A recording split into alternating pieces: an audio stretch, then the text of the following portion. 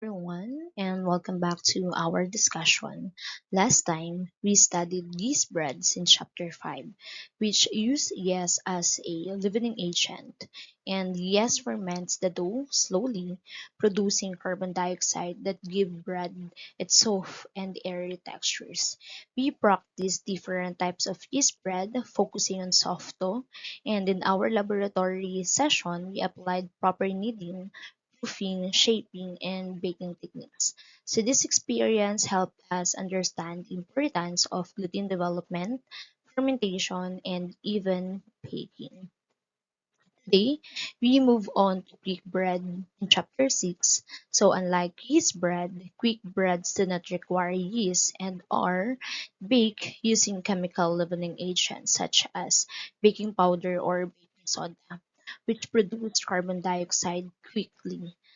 These make quick bread fast and easy to prepare with a tender and light textures. For example, include muffins, biscuits, cones, loaf bread, pancakes, and waffles. So in this chapter, we will focus on the ingredients, mixing methods, and tips for successful quick breads, allowing you to prepare this baked good efficiently while comparing them to the yeast bread we made in the laboratory last time.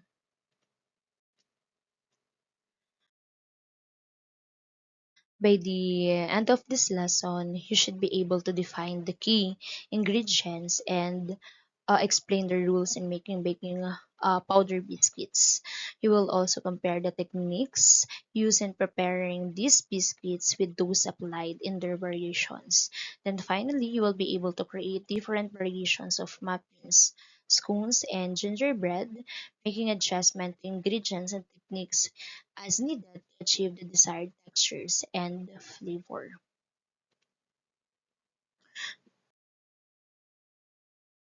Now, quick breads. So, as their name suggests, quick breads are fast and easy to make.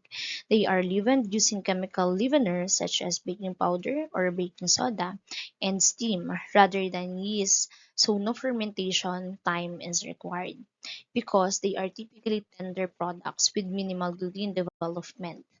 The mixing process takes just a few minutes, making them ideal for quick preparations.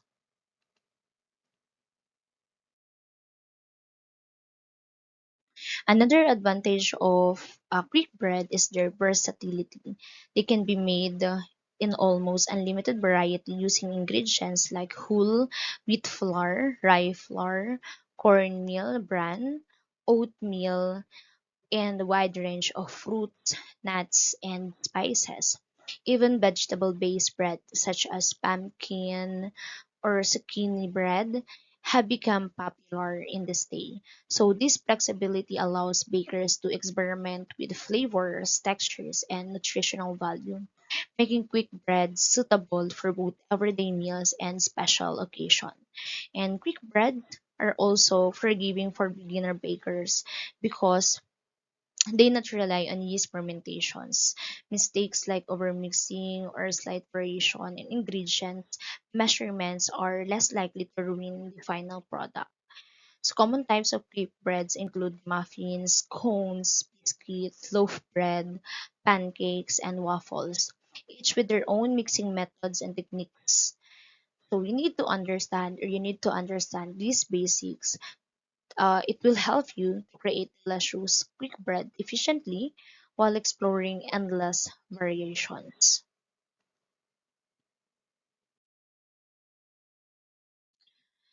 In making quick breads, the mixing method is crucial because it affects the texture, tenderness, and overall quality of the final product.